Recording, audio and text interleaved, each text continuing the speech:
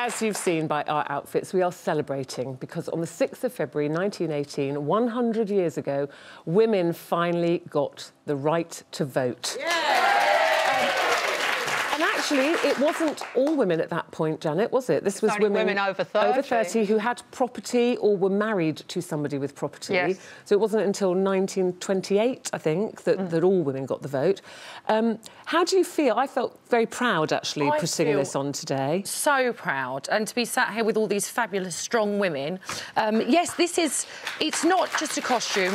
It represents a uniform, doesn't it? So I feel very proud to be wearing it. I noticed your suffragette, Janet, shops in Zara. I'm wearing the sash, but actually I've got one up on all of you because before now I have collected stuff to do with the suffragettes getting the vote, and in my house in Yorkshire I've got a collection of the pamphlets and the leaflets that they gave out at the meetings, and I did buy a big banner a few years ago that they carried in one of the marches, and I gave it to a museum. So I might not be wearing the costume, but I'm 100% behind you.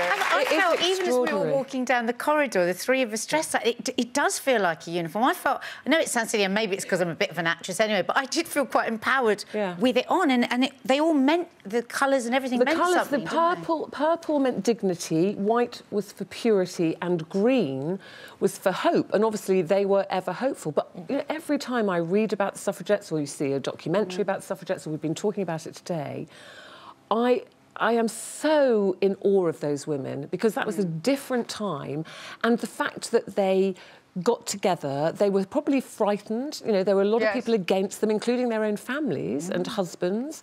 You know, I find that extraordinary. I think to myself now, is there anything now that I would feel so passionately about that I would chain myself to railings or put my life in danger?